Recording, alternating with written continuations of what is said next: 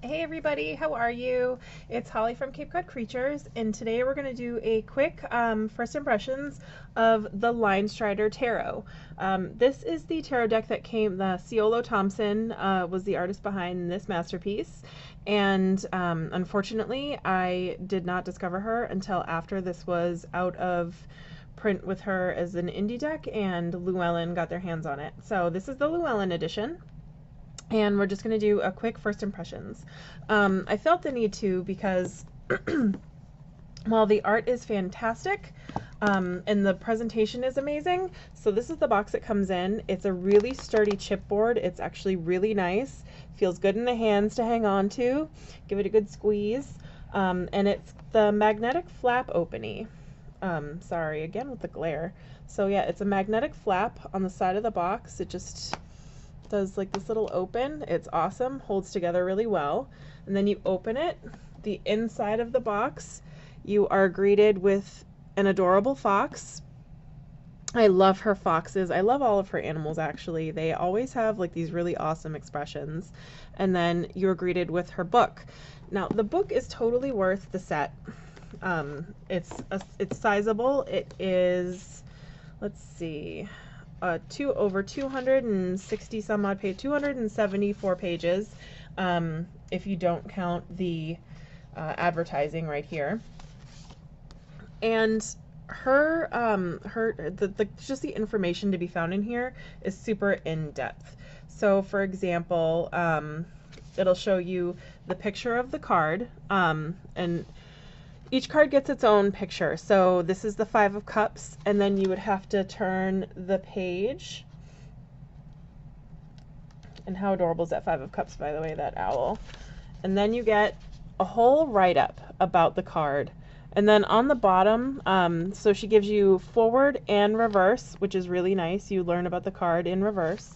And then you get correspondences. So you get some numerology. For example, the Five of Cups would be 5, 45, and 9. Associated birthdays, June 15th to June 21st. And associated plants would be horsetail, geranium, and deer's tongue. So she's got some cool little additional information for each card in here. And that, like I said, that's for every single card, so all 78 of them. And then at the beginning, she goes into the creation of the deck.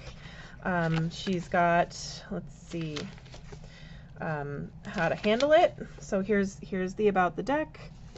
You've got a, sorry, turning the pages. You've got how to handle it.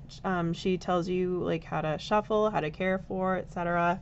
And she is, she's really open-minded about that. So she's basically of a do what feels best to you kind of a person. And then she's got how to read the cards. She goes into exalting the aces, which is some people do, some people don't. She's got some reverse versus negative meanings. You know, how to read reversals, how not to read reversals, how to incorporate shadow meanings into your readings. And then she goes into spreads, which, you know, we all have like the basic past, present, future, context, focus, outcome. She's got a little cross spread here. And then she's got, she's got some really cool like astrology for, she goes into the astrology of some of the, astrology of some of the cards. And some other correspondences, numerology, like I said, she hits on the plant information, and then it goes into the cards themselves. So all of this information is all about the cards. Usually you get like tons of write-ups and ridiculousness, and then not all that much about the cards themselves. And the reading is meaty. It reads really well. It's very like, it's just good. It makes sense. It's not, you don't have to sift through some of, I mean, some of the books are nice, but sometimes they contain a lot of crazy, which I hate to say it, but it's true. There's just a lot of like stuff that you just can't understand, especially if you're a beginner, and then the writing always seems a little like kind of all over the place or manic. So the book, definitely worth the price. And then you've got the presentation of the cards. The cards do not come. This is my first experience lately. I haven't bought a Llewellyn deck in a long time. The last one I bought was, oh God, what is it? Revelations. And the presentation for that was equally nice. And the nice thing about Revelations is it came with a tuck box inside of the box. So I was a little surprised to see that Llewellyn does not include a tuck box for this deck. It just comes naked. So if you wanted to travel with it, you've got to find your own solution, or you have to take this whole thing with you. The nice thing that they did include, though, was my most favorite, you guys know, the ribbon to get the cards out of the box without harming them. So we're going to go ahead and pull it out. And then my second disappointment with Llewellyn was the cardstock quality. This is a stone's throw away from like Staples copy paper. These are so thin, and I just feel like repeated use is going to result in me buying this deck a second time, which might be what they're after. But even compared to other Llewellyn cardstock, like I get it's thin, but compared to Revelations, and then I bought a whole bunch of Llewellyn decks, so compared to Revelations, compared to Animal Totem Tarot, compared to the Ravens Prophecy Tarot, like this is just really, no. I am actually on the hunt because of this. I am on the hunt for the indie printing of Linestrider, so if any of you lovelies has it, willing to part with it, or know of anybody that is willing to part with it, please let me know. That being said, because the deck is so thin, it shuffles very nicely. Easy to handle, fits right in the hands. It's a little bit bigger than poker cards, so the cards are kind of a smaller size, but typical Llewellyn tarot size. And they rifled, I haven't even shuffled this deck yet. This is the first time I've actually taken it out of the box. So it rifled really well, but I had a really bad grip on them, so we're going to go ahead and do, I'll do a bridge now.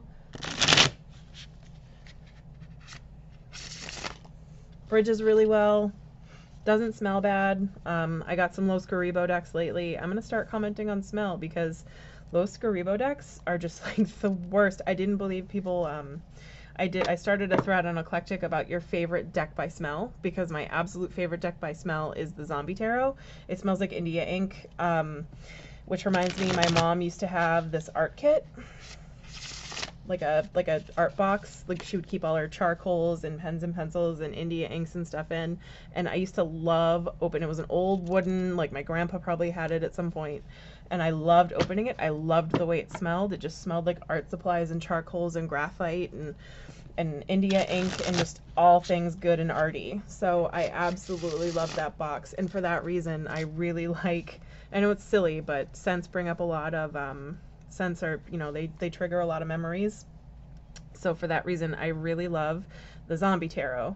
But so I started that thread, and then people were just like, oh my God, Los Garibo smells like, for lack of a better term, it smells like assholes. And then I was like, there's no way they could smell that bad. And I opened them, and they were the worst thing I think I have ever smelled. It smelled like, oh God, it just smelled like Necco wafers gone wrong. But anyway, so I'll do one more shuffle. Oh, you know what? Hand over hand. As you can see, it fits nicely. This deck, it doesn't even need to be, that's how thin the cardstock is. It doesn't even need to be broken in. It's like they were pre-broken in for you, which I suppose is nice. But again, I don't see it lasting very long, which is a shame. But I have more decks now, so I'm not like relying heavily on one deck. Like I kind of beat up my Revelations. So hopefully that'll help it last a little bit longer. And then we're going to do, I'm going to do a 2-card draw with this, I think. So we'll draw that one, and then I'm going to take the one from the bottom of the deck because I like shadow meanings. So from the top of the deck, I pulled the Fool. And then from the bottom, I pulled the Wheel of Fortune. And because I'm not familiar with their system, we will refer to the trusty rusty book. So for the Fool, I actually like that I pulled 2 Major Arcana cards off of the top. So for the Fool, let's see. Okay. The Fool, there are no astrology correspondences that she's listed. Numbers 0, 22, and 33 are strongly associated with the Fool, and associated plants are ginseng, cedar, rose, and geranium, so that is some new information. And the thing that I really like about the Fool, by the way, you guys, is that he's got no face. I am missing his dog. I love the addition of the bird. And the cliff isn't there, so you can kind of imagine where he's going to step to next. I like that she kind of leaves that up to our imagination.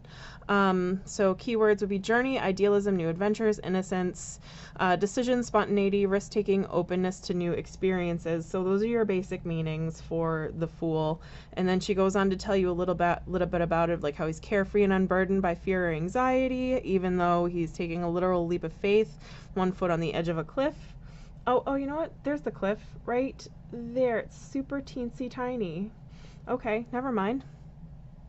The Fool is the card that most represents the querent themselves. The tarot is ultimately the Fool's journey. Sometimes the Fool may represent another person.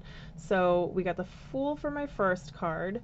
And then for my second card, we got the Wheel of Fortune, which is number 10. Sorry, I don't know my way around this book very well. So for the Wheel of Fortune, it's got some beautiful birds on it, by the way. I think those are pheasants. No, those are crows. Maybe they're crows. I don't know. You guys tell me. I thought they were pheasants at first, but then I noticed that they don't have like the head feathers. Just because the long tail feathers made me think of pheasants. But I pulled it as a shadow card. So for a negative meaning, the Wheel of Fortune in its reversed aspect can mean that luck is not on your side. The wheel is spun and you are on the downswing. Perhaps there have been changes or a turn of events that are not in your favor.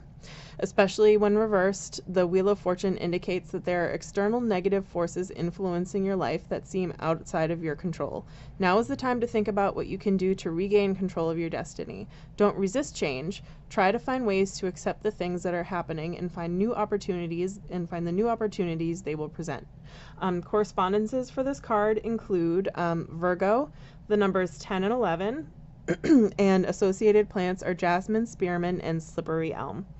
I don't know what a slippery elm is. I'm gonna have to look that up.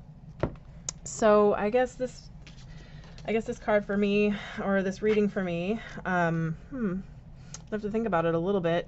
You know, I tend to rush headlong into things without thinking of the consequences, and there are some external forces exerting themselves on my life right now. I've kind of backed myself into a little bit of a corner, so to speak. So hopefully all will resolve well.